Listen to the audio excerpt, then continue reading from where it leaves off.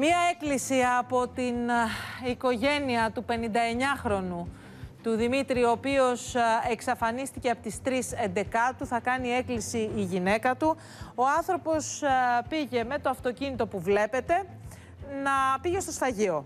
Και μάλιστα όταν έφυγε από το σφαγείο είχε μαζί του 17.000 ευρώ, για μεγάλο ποσό. Προφανώς έδωσε τα ζώα του για σφαγή και πληρώθηκε ο άνθρωπος. Φεύγει λοιπόν με τα 17.000 στην τσέπη και το αμάξι του και έκτοτε αγνοείται η τύχη του. Έχουν γίνει έρευνες, δεν τον έχουν βρει πουθενά. Σε λίγο θα πούμε περισσότερα. Ο άνθρωπος έχει γυναίκα, έχει παιδιά, μια περίεργη εξαφάνιση. Έχουμε στην τηλεφωνική μας γραμμή, Ειρήνη, πες μας 2 λόγια για αυτή την εξαφάνιση. Έχουμε τη σύζυγο, την κυρία Δέσποινα, τη σύζυγο του αγνοούμενου. Από την 5η λοιπόν, 3 Νοεμβρίου, ο 59χρονος Δημήτρης Γρεκός, ενώ πήγε το πρωί να πάει στη δουλειά του, και ποια ήταν αυτή, είναι κτηνοτρόφος ο άνθρωπος, έφυγε από το Ρεόκαστρο και πήγε λοιπόν στα σφαγεία. Πήγε να κάνει συγκεκριμένα μία αγοροπολισία. Όπως λέγεται, αφού έγινε αγοροπολισία και απέσπασε περίπου αρκετά χιλιάδες ευρώ, γύρω στις 17.000 ευρώ, από εκείνη την ώρα και μετά εξαφανίστηκαν τα ίχνη του. Οδηγούσε το τζιπ του το αυτοκίνητο και ενώ η σύζυγός του τον περίμενε γύρω στις 4.30 ώρα να επιστρέψει στο σπίτι, από τότε δεν υπάρχει κανένα σημείο ζωής. Μάλιστα. Καλησπέρα σας. Καλησπέρα, κυρία. Είναι τώρα 8 μέρες που αγνοεί το σύζυγο. 9 μέρες αγνοεί το σύζυγος. Εσείς έχετε δηλώσει την εξαφάνισή του στην αστυνομία, φαντάζομαι. Ναι. Έγιναν έρευνες για το σύζυγό σας? Έγιναν, κυρία Στεφανίδου, και γίνονται ακόμη και αυτή τη στιγμή που μιλάμε.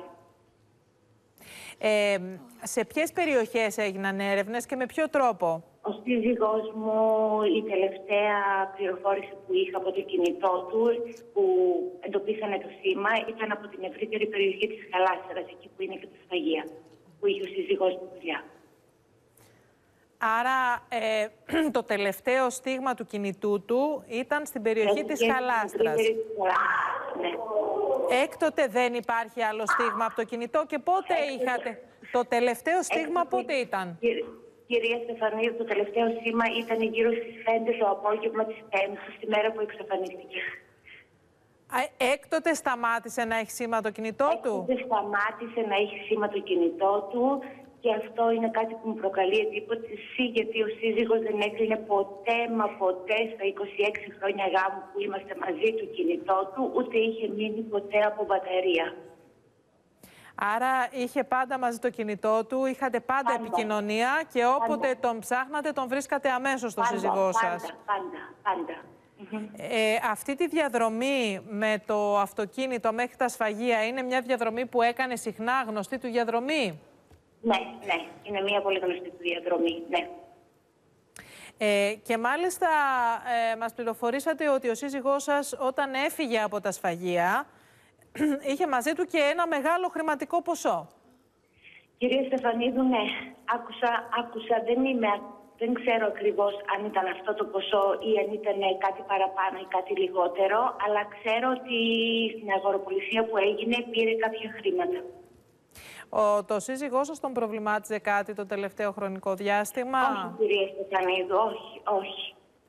Ήταν ένας πολύ σοβαρός επιχειρηματίας, δεν είχε δώσει ποτέ δικαίωμα, ήταν οικογενειάρχης, προσπαθούσε πάρα πολύ για τη δουλειά του και ήταν και χαρούμενος κιόλας πολύ τελευταία. Δεν υπήρχε κάποιο πρόβλημα. Όπως μας είπε η γυναίκα, η κυρία Δέσποινα, ο Δημήτρης Γρεκός εξαφανίστηκε πριν από 9 ημέρες. Εκεί στην περιοχή των σφαγείων όπου μετέβη. Μπορείτε να μας πείτε για την περιοχή που είναι ακριβώς, για όσους δεν ξέρουν που είναι τα σφαγεία? Είναι στην περιοχή της Χαλάστρας. Στη Χαλάστρα. Είναι μετά τη Σύνδο. Χαλάστρα. Αυτό που έχει είναι σημασία... στο ΔΕΠΑ Αξιού, να σας δώσω να καταλάβετε, εκεί. Αυτό που έχει σημασία είναι να καταλάβουν οι κάτοικοι της δικής σας περιοχής. Η γυναίκα και η οικογένεια του, η σύζυγος και η οικογένεια του Δημήτρη του Γρεκού άφησαν όλο αυτό το χρονικό διάστημα τις αστυνομικές αρχές να κάνουν την έρευνά τους, αλλά αυτή τη στιγμή, επειδή έχουν περάσει πια πολλές ημέρες από την εξαφάνιση, κάνουν έκκληση και μέσω των μέσων μαζικής ενημέρωσης κάνουν έκκληση σε εσάς, αγαπητοί τηλεθεατές. Εάν κάτι έχετε δει, είπατε ότι το στίγμα το τελευταίο του κινητού του ήταν εκεί το απόγευμα της εξαφάνισης, δηλαδή 3 Νοεμβρίου το απόγευμα, 5 το απόγευμα το τελευταίο στίγμα. Ναι. Μάλιστα. Έχει ενδιαφέρον πάντως αν γνωρίζουν και με ποιους συναντήθηκε πριν. Δηλαδή, αν πήρε κάποια χρήματα από κάποιους ανθρώπους και ποιοι γνώριζαν για τις συναντήσεις του συζύγου σας, κυρία. Πολύ σωστή ερώτηση. Κυρία Δέσποινα, με συγχωρείτε. Ορίστε, έχουν ενημερωθεί οι αρχές με όλους όσους είχε συναναστροφές ο άντρας μου το διάστημα εκείνο. Μέχρι τις 5 η ώρα που κλείνει το κινητό του και φεύγει από τη σφαγεία. Πάντως δεν είναι καθόλου τυχαίο το ότι είχε μαζί του χρήματα ο σύζυγός σας. Εκ πρώτης όψεως, δηλαδή έτσι όπως με την κοινή λογική που σκεπτόμαστε όλοι. Να ξαναδείτε, ο σύζυγός μου επειδή τελευταία είχε πολλές συναλλαγές με το συγκεκριμένο σφαγείο. Δεν ήταν πάντα δεδομένο ότι θα πάρει χρήματα. Πολλές φορές όλες οι συναλλαγές γινόταν με τιμολόγια και τα χρήματα μπαίνανε στο λογαριασμό μας στην τράπεζα. Δηλαδή δεν είχε πει ο σύζυγος σε κάποιον ότι εκείνη την ημέρα τη συγκεκριμένη θα έπαιρνε κάποια χρήματα. Θα είχε λεφτά πάνω του δηλαδή και δεν θα γινόταν μέσα. Το ότι είχε αυτά τα χρήματα πάνω του, εσείς... Όχι, δεν το είχε πάνω του, τα πήρε από ό,τι μάθαμε κι εμείς σε φάκελο. Βέβαια οι γνώμες δίστανται, άλλοι λένε σε φάκελο, άλλοι λένε ότι τα πήρε εκείνη την ώρα μετρικά στο χέρι, τα πήρε την ώρα της συναλλαγής. Γιατί... Μάλιστα. Την ώρα της συναλλαγής, λοιπόν, κάποια μαρτυρία προφανώς σας αναφέρει. Ναι, μαρτυρία που θα προέρχεται από το σφαγείο, από τους ανθρώπους εκεί του σφαγείου. Κάποια μαρτυρία... Έτσι δεν είναι? Ναι, πρέπει να έχει αστυνομία. Έχει αστυνομία μαρτυρία από τους ανθρώπους του σφαγείου εκεί, τους υπευθύνους, ότι ο άνθρωπος σας έφυγε με 17.000 ευρώ σε ένα φάκελο. Ναι. Μάλιστα. Εμείς ευχόμαστε να πάνε όλα καλά.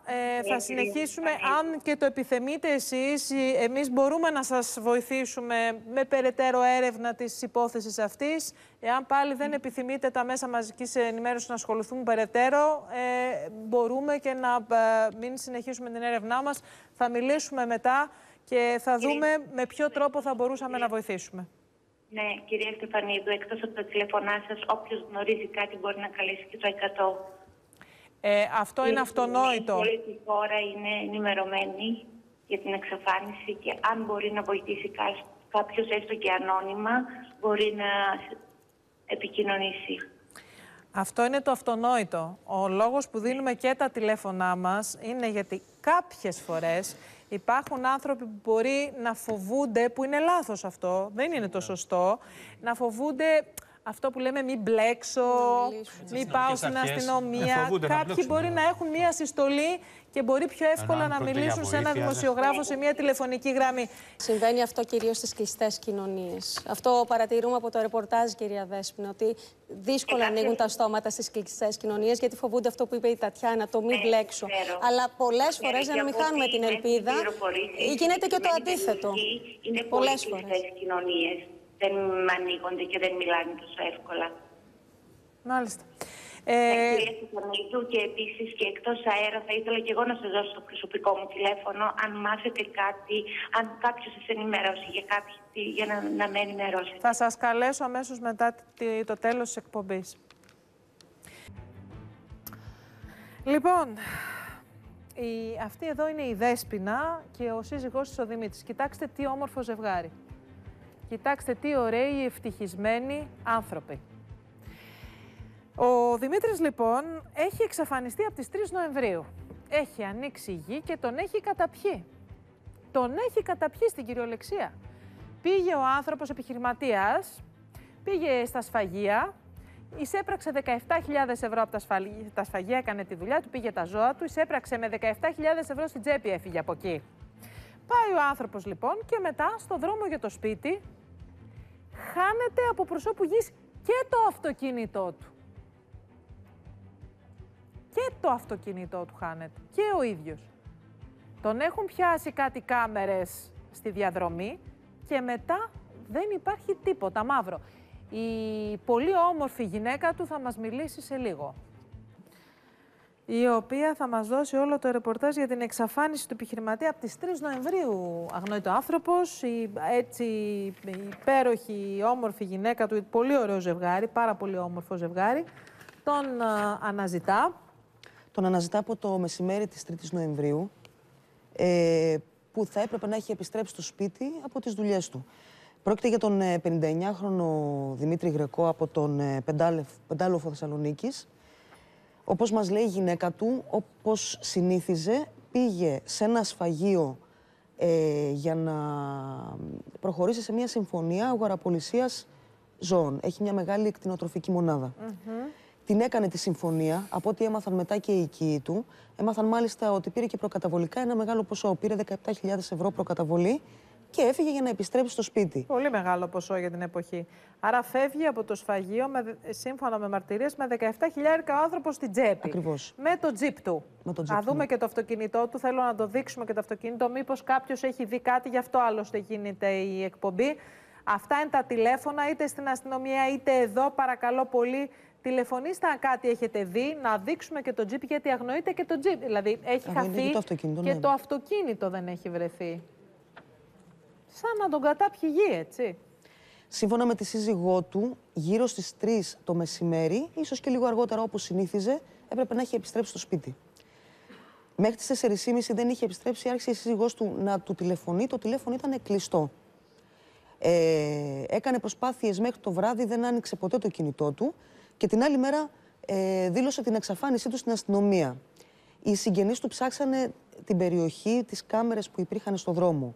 Από ό,τι μας λέει ο ξάδερφός του, πήρε αντίθετη κατεύθυνση. Δηλαδή υπάρχουν 2 κάμερες που τον έχουν καταγράψει να παίρνει αντίθετη κατεύθυνση από το σπίτι και υπάρχει και μία κάμερα από την οποία αν πήγαινε προς το σπίτι θα έπρεπε να έχει περάσει, η οποία δεν έχει καταγράψει καμία κίνηση. Αυτά είναι τα στοιχεία που έχουν οι άνθρωποι. Τον έχουν καταγράψει 2 κάμερες. 2 κάμερες προς αντίθετη κατεύθυνση. Και μετά χάνεται, το αυτοκίνητο. Είναι αυτό που βλέπετε, αυτό το Toyota, το Jeep, το αυτοκίνητο, το αγροτικό αυτό. Αυτό είναι το αυτοκίνητο του ανθρώπου που έχει εξαφανιστεί και το αυτοκίνητό του. Δεν έχει βρεθεί αυτή τη στιγμή ίχνος του. Πάμε να δούμε την έκκληση της γυναίκας του. Θα σας δώσουμε περισσότερες πληροφορίες. Θέλω να συγκεντρωθείτε, να μιλήσουμε για τις περιοχές από τις οποίες πέρασε αναλυτικά. Να πούμε από ποιες περιοχές πέρασε, μήπως κάποιος από εσάς κάτι έχει δει. Πώς τον θυμάστε τον τελευταίο καιρό που είναι εξαφανιστεί, ψυχολογία? Χαρούμενο.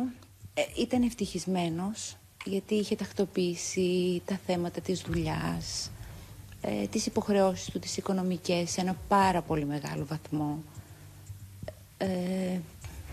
Ότι ήταν οικογενειάρχης, σοβαρός επιχειρηματίας, χωρίς να έχει δημιουργήσει ποτέ πρόβλημα στην οικογένεια. Αυτό νομίζω θα το επιβεβαιώσουν και όλοι. Ήταν όντως έτσι. Υπήρχε περίπτωση ποτέ να θέλει να φύγει χωρίς να το ξέρετε, να κάνει κάτι το οποίο να τον εξαφανίσει από την... Όχι, όχι. Δεν μας είχε δείξει ποτέ στα 25 χρόνια που είμαστε μαζί έστω μια σκέψη ή κάποια διάθεση ότι όντως πραγματικά κάποια στιγμή ήθελε να κάνει κάτι. Τον τελευταίο καιρό είδατε κάτι περίεργο, είτε στη συμπεριφορά του, είτε να λείπει κάτι από τα προσωπικά του αντικείμενα, κάτι, οτιδήποτε? Όχι, όχι. Το μόνο που έλειπε τελευταία που είχαμε χάσει 2 μέρες πριν την εξαφάνιση ήταν η ταυτότητά του. Περιγράψτε μας λίγο την τελευταία μέρα, την ημέρα που εξαφανίστηκε. Πώς ξεκίνησε η μέρα του, η μέρα σας? Ο Δημήτρης ξεκινάει κάθε πρωί στις 6 ώρα ξυπνάει και 6,5 ώρα φεύγει από το σπίτι για τη μονάδα. Έτσι έκανε και εκείνη την... Έτσι έκανε και εκείνη την ημέρα, ναι. Πηγαίνει στη μονάδα, όταν έχει σφαγείο φεύγει και νωρίτερα από τη μονάδα για να είναι εκεί την ώρα που σφάζονται τα ζώα. Είχε πάει 4,5-5, δεν είχε φανεί και ξεκίνησα εγώ να παίρνω τηλέφωνο και φυσικά το κινητό του ήταν κλειστό.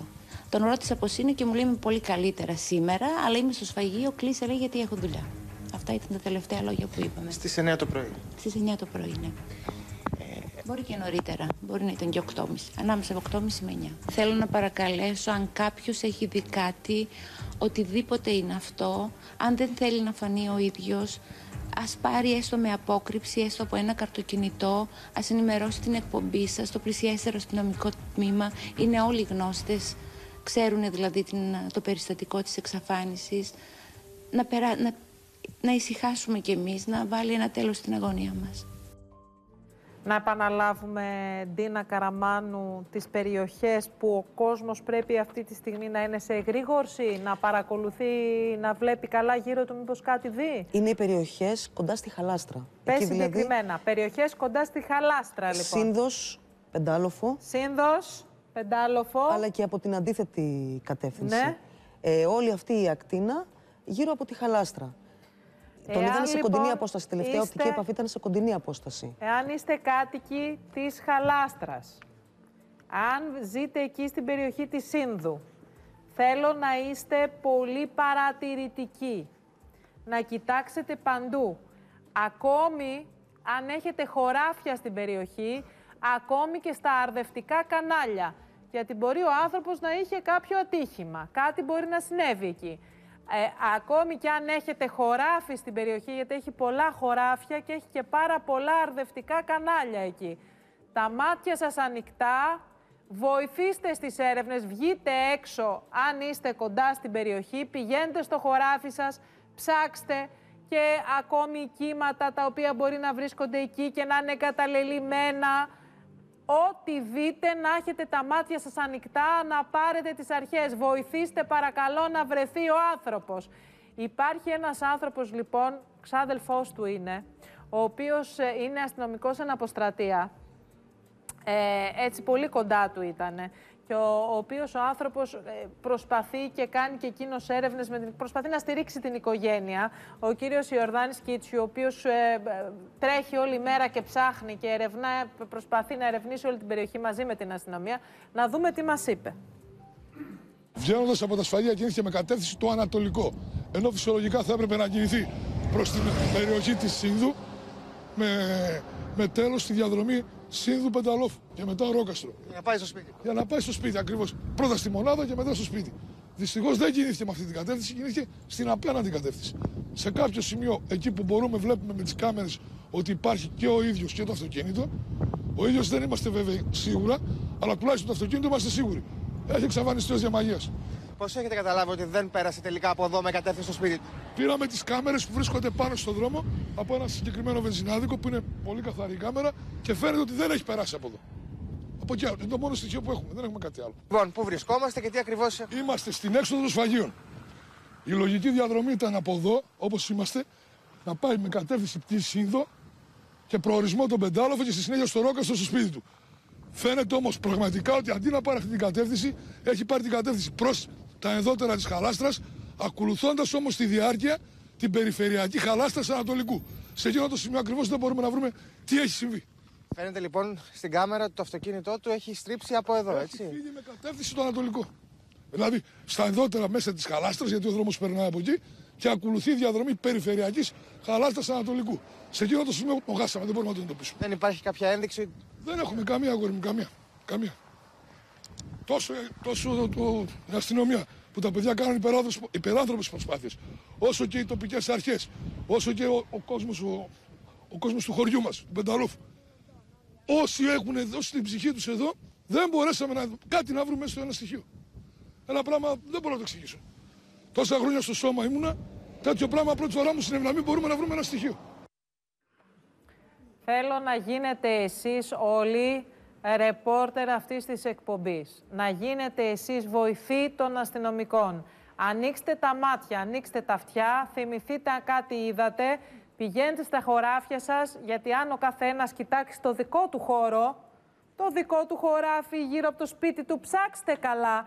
Κάτι μπορεί να δείτε. Βοηθήστε τις έρευνες. Να ευχαριστήσουμε πάρα πολύ και τον ξάδελφο. Άρα η περιοχή που πήγε είναι προς ανατολικό, δηλαδή περιφερειακή Χαλάστρα μέχρι ανατολικό. Τα ακούσατε. Προς ανατολικό κατευθύνθηκε ο άνθρωπος. Εάν ζείτε στην περιοχή, βοηθήστε. Είμαι σίγουρη ότι θα βρεθεί κάποιο στοιχείο αν βοηθήσετε. 13η μέρα. Αγνοείται ο Δημήτρης Γρεκός, ο επιχειρηματίας, ο οποίος έχει χαθεί από προσώπου γης μαζί με το αυτοκίνητό του. Έχει χαθεί από προσώπου γης. Είχε πολλά λεφτά μαζί του.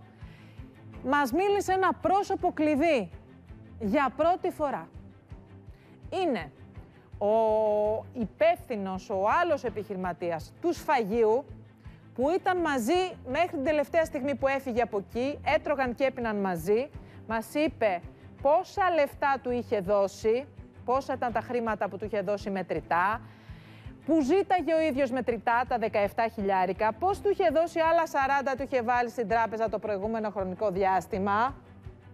Μας μιλάει αποκλειστικά και επίσης μας μιλάει και ο αδελφός του εξαφανιστέντος. Λοιπόν, συνεχίζεται για 13η ημέρα το θρίλερ της εξαφάνισης του 59χρονου επιχειρηματία από το Ρεόκαστρο. Καρέ-καρέ οι τελευταίες του κινήσεις. Η αποκαλύπτει στην εκπομπή ο άνθρωπος που έκανε εμπορική συναλλαγή με τον αγνοούμενο λίγο πριν χαθούν τα ίχνη του.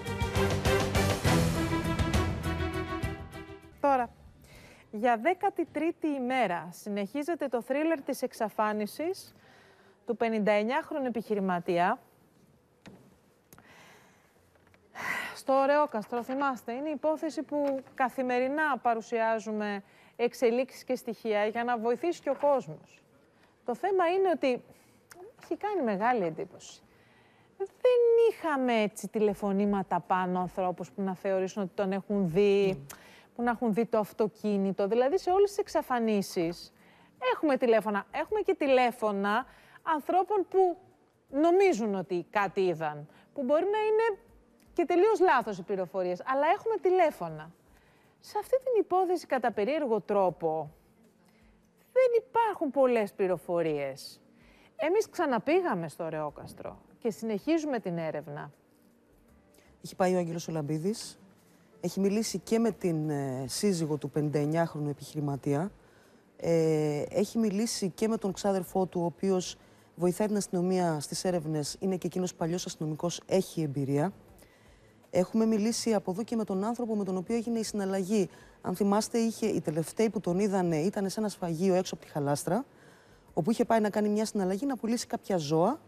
Ο άνθρωπος λοιπόν, ο οποίος έκανε την αγορά, μας μιλάει, μας λέει πόσα χρήματα του έδωσε. Του έδωσε στο χέρι χρήματα, του έδωσε 17 χιλιάρικα στο χέρι. Ήταν όλα καλά, δηλαδή γλεντούσανε κιόλας πριν φύγει. Είχαν μαζευτεί περίπου 8 άνθρωποι, επιχειρηματίες, εμποροί. Είχαν στήσει ένα τσιμπούσι εκεί μέσα στο σφαγείο μέχρι τις 5:30 που έφυγε. Προς αντίθετη από το σπίτι του κατεύθυνση. Είναι όλα, τα έχουμε καταγράψει όλα. Είναι πολύ σημαντική, Μάρτη. Είναι ο άνθρωπος που τον είδατε για τελευταία φορά. Να τον ακούσουμε. Νομίζω ότι είναι ταινία. Θρίλερ. Ταινία. 13 ημέρες και ούτε ένα ίχνος του 59χρονου επιχειρηματία που αγνοείται από τον πεντάλοφο Θεσσαλονίκης. Ένα πράγμα δεν μπορώ να το εξηγήσω. Τόσα χρόνια στο σώμα ήμουνα, τέτοιο πράγμα πρώτη φορά μου συνέβη, να μην μπορούμε να βρούμε ένα στοιχείο.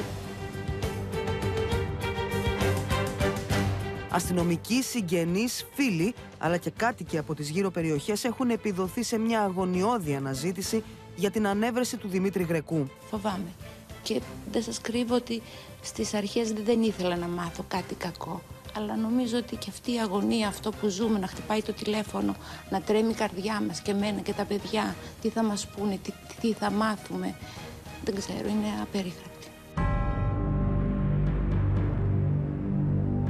Η περιπέτεια της οικογένειάς του, της συζύγου και των 2 παιδιών του επιχειρηματία άρχισε το μεσημέρι της 5ης 3 Νοεμβρίου, όταν θα έπρεπε να έχει επιστρέψει στο σπίτι του για το μεσημεριανό φαγητό, κάτι που δεν έγινε ποτέ. Όταν είναι στο σφαγείο, το αργότερο 3 είναι στο σπίτι. Εκείνη την ώρα είχε πάει 4:30-5, δεν είχε φανεί και ξεκίνησα εγώ να παίρνω τηλέφωνο και φυσικά το κινητό του ήταν κλειστό. Συνέχισα να παίρνω τηλέφωνα μέχρι τις 7:30 ώρα που έφυγα, γιατί είχα ένα ραντεβού, 7:30 με 8:30, και μετά ξανά μέχρι τις 11 το βράδυ. Υπέθεσα ότι επειδή είχε και αγώνα στην τηλεόραση και ήταν φίλαθλος, παρακολουθούσε πάντα τους αγώνες, ίσως να πήγε κατευθείαν να δει. Με παρακασύνεψε βέβαια το γεγονός ότι είχε κρέατα και ότι έπρεπε να τα φέρει, να τα αφήσει στο σπίτι. Επειδή είχε και κρύο, δεν το πολύ έδωσα σημασία. Εντάξει, αντέχουνε, και λέω μάλλον μπορεί να πήγε να είδε τον αγώνα και να μην ήρθε στο σπίτι. Πότε αρχίσατε να ανησυχείτε πραγματικά, να λέτε κάτι γίνεται εδώ? Τα ξημερώματα, με το που ξύπνησα.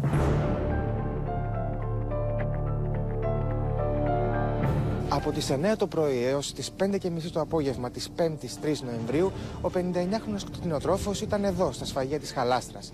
Ήταν η τελευταία μέρα που κάποιος τον είδε ζωντανό. Με φώναξαν μετά το τέλος της σφαγής, γιατί είχαν κάνει εδώ ένα τραπέζι, σε αυτό το σημείο εδώ που καθόμαστε τώρα. Είχαν φτιάξει ένα τραπέζι με μεζέδες και ήταν 7-8 άτομα που τρώγαν και πίνανε. Με φώναξαν και εμένα να κάτσω μαζί τους, αλλά επειδή είχα φόρτο εργασίας, είχα πατατά ραντεβού εκεί μέρα, δεν μπόρεσα να καθίσω μαζί τους.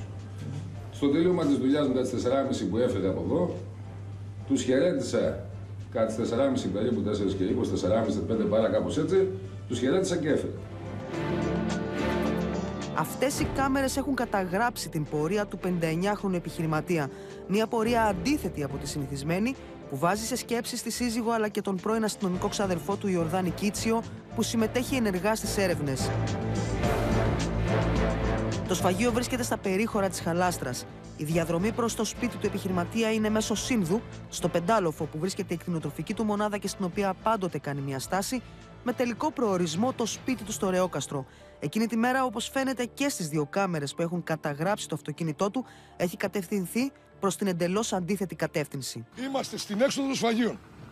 Η λογική διαδρομή ήταν από εδώ, όπως είμαστε, να πάει με κατεύθυνση τη Σύνδο και προορισμό τον Πεντάλοφο και στη συνέχεια στο Ρεόκαστρο στο σπίτι του.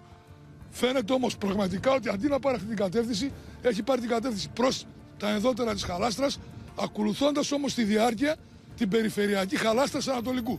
Σε εκείνο το σημείο ακριβώς δεν μπορούμε να βρούμε τι έχει συμβεί.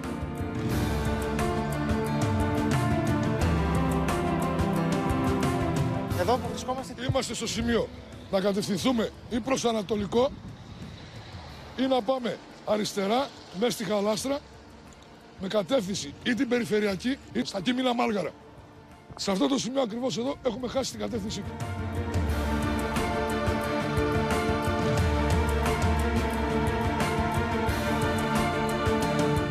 Πώς έχετε καταλάβει ότι δεν πέρασε τελικά από εδώ με κατεύθυνση στο σπίτι του? Πήραμε τις κάμερες που βρίσκονται πάνω στον δρόμο από ένα συγκεκριμένο βενζινάδικο που είναι πολύ καθαρή η κάμερα και φαίνεται ότι δεν έχει περάσει από εδώ. Από εκεί άλλο. Είναι το μόνο στοιχείο που έχουμε. Δεν έχουμε κάτι άλλο.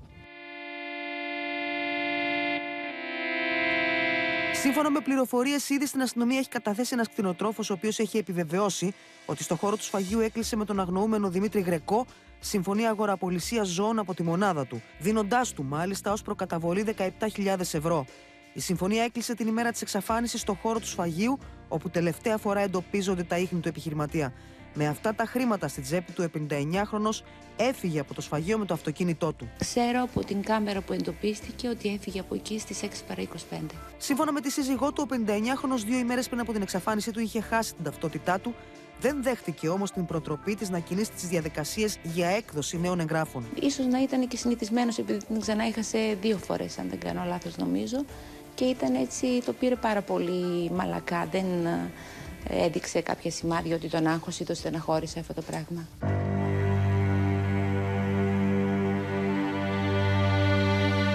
Η σύζυγος και τα δύο παιδιά κάνουν έκκληση σε όποιον μπορεί να γνωρίζει κάτι να επικοινωνήσει με τις αρχές για να δώσει τέλος στην αγωνία τους. Θέλω να παρακαλέσω, αν κάποιος έχει δει κάτι, οτιδήποτε είναι αυτό, αν δεν θέλει να φανεί ο ίδιος, ας πάρει έστω με απόκρυψη, έστω από ένα καρτοκινητό, ας ενημερώσει την εκπομπή σας, το πλησιέστερο αστυνομικό τμήμα. Είναι όλοι γνώστες, ξέρουν δηλαδή το περιστατικό της εξαφάνισης.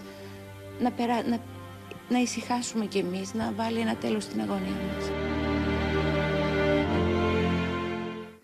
Είδαμε το γενικό βίντεο, δηλαδή το ιστορικό, το τι έχουμε καταγράψει μέχρι σήμερα. Τώρα είναι η ώρα λοιπόν. Τώρα είναι η ώρα για τη συνομιλία της συναδέλφου της Αλεξάνδρας της Πέπα με τον μάρτυρα κλειδί, τον άνθρωπο που αγόρασε τα ζώα από τον επιχειρηματία που αγνοείται, τον άνθρωπο που τον είδε τελευταία φορά. Είναι μια μαρτυρία σημαντική, γιατί μας λέει ότι παρόλο που του είχε βάλει ένα αρκετά ικανό χρηματικό ποσό στην τράπεζα για αυτή την αγοραπολισία, ο ίδιος ο επιχειρηματίας του ζήτησε και κάποια χρήματα ρευστό, γιατί τα χρειάζεται. Να θυμίσουμε την ώρα που έφυγε από το σφαγείο. Έφυγε γύρω στις 6 παρά 25. Προσέξτε, γύρω στις 5.30 έφυγε και συμβαδίζει και με την πρώτη κάμερα που τον εντοπίζει στις 6 παρά 25. Φεύγει από το σφαγείο σε μια, όπως περιγράφει ο μάρτυρας, καλή κατάσταση. Δηλαδή έχουν φάει όλοι μαζί στο σφαγείο, έχει γίνει η συναλλαγή, δηλαδή είναι ένας άνθρωπος ο οποίος έχει πάρει χρήματα, έχει πάρει μετρητά χρήματα. έχουν πιει τα ποτάκια τους. Δεν ξέρουμε βεβαίως ο άνθρωπος σε τι κατάσταση έφυγε ακριβώς, αλλά έχουν πιει τα ποτάκια τους και φεύγει με το αυτοκίνητό του τη στιγμή που αρχίζει να σουρουπώνει. 6 παρά είναι η ώρα, αν βγείτε έξω 6 παρά, που έχει αρχίσει να σκοτεινιάζει πια, από τις 5:30 σκοτεινιάζει. Και υπάρχει κι άλλο ένα σημείο κλειδί. Δεν παίρνει, ενώ κανονικά έπρεπε να γυρίσει σπίτι του, δεν παίρνει με το αυτοκίνητο την κατεύθυνση προς το σπίτι. Ακούσατε τον ξάδελφό του. Παίρνει κατά περίεργο τρόπο μία άλλη κατεύθυνση. Προς Χαλάστρα. Όχι προς Ανατολικό, προς Χαλάστρα, Μάλγαρα, περιφερειακή, για όσους ξέρουν εκεί τις περιοχές, και πάει προς τα εκεί. Και κανείς δεν γνωρίζει γιατί πάει προς τα εκεί. Τι συμβαίνει. Γιατί πάει προς τα εκεί. Πάμε να δούμε τι είπε ο άνθρωπος, ο μάρτυρας. Είμαστε στο σφαγείο, σφάζαμε ζώα του Δημήτρη. Κάναμε μετά ένα τραπεζάκι, καμιά 7-8 άτομα ήμασταν. Φύγαμε ο καθένας από τις 4 ως τις 5 διαδοχικά και από εκεί και πέρα εξαφανίστηκε. Είχε λεφτά, λέει, μαζί του. Ναι, είχε χρήματα, είχε. Κάνατε κάποια συναλλαγή και. Και αφού εγώ τις αγόραζα τα ζώα. Και του δώσατε κάποια χρήματα εκείνη την ημέρα. Ναι, ναι. Ήθελε μετρητά, τα χρειαζόταν, είχε ένα θέμα με μετρητά. 17.000. Δεν είναι πολλά τα λεφτά, η συναλλαγή ήταν μεγάλη. Απλά έχουν γίνει καταθέσεις, έχουν γίνει επιταγές, χρειαζόταν και μετρητά. Ο καθένας φύγαμε με διαφορετικά αυτοκίνητα. Στο σφαγείο όμως μένει ο φύλακας, τα άτομα που δουλεύουν εκεί. Υπήρχε κόσμος μέσα στο σφαγείο. Έφυγε μόνος του εκείνος. Μόνος του, ναι. Ο καθένας με το αυτοκίνητό του. Δεν καταλάβατε έτσι να είναι τίποτα προβληματισμένος, να έχει κανένα θέμα. Ένα θέμα, αυτός ήταν στεναχωρημένος επειδή τα ζώα του τα είχαν βγάλει τώρα άρρωστα. Άρρωστα με την έννοια ότι το κρέας πάει στην κατανάλωση, απλά είναι υποχρεωτική η σφαγή. Οι γιατροί της τα είχαν βάλει όλα τα ζώα για σφάξη, όλο το κοπάδι. Και γενικά ήταν στη δουλειά στεναχωρημένος. Σε προσωπικό επίπεδο δεν καταλάβαμε κάτι, ούτε εγώ, ούτε δεν ξέρω κανένας άλλος. Στη δουλειά του είχε μια στεναχώρια, είχε ένα προβληματισμό. Καλά, βέβαια, αν μου λέτε ότι συνήθιζε να έχει τόσα χρήματα επάνω του. Όχι συνήθιζε, έτυχε και ήθελε χρήματα αυτή τη στιγμή. Όχι συνήθιζε, πού να ξέρουμε αν είχε και τις προηγούμενες μέρες ή κάποια άλλη στιγμή. Θέλω να πω ότι συνήθως οι συναλλαγές αυτές γίνονται με μετρητά. Φαντάζομαι ότι δεν είναι πρώτη φορά. Γίνονται καταθέσεις στις τράπεζες, κανονικά επιταγές κτλ. Απλά χρειαζόταν και κάποια μετρητά. Σας ζήτησε, δηλαδή σας είπε ότι θέλει μετρητά, να του πάτε μετρητά. Ναι. Άρα δηλαδή αυτά τα 17.000 υπό άλλες συνθήκες, ας πούμε, θα το είχατε βάλει στην τράπεζα. Φυσικά, μα τον είχα βάλει ήδη 40.000 τον είχα βάλει στην τράπεζα. Και ζήτησε και άλλα 17 να είναι. Και άλλα, ναι, και άλλα. Τα χρειαζόταν για κάποιο υπόδειγμα. Δεν το ρώτησα, δεν μπήκα σε προσωπικό θέμα τι τα θέλεις και τι δεν τα θέλεις. Δικά του είναι ότι θέλεις τα κάνει.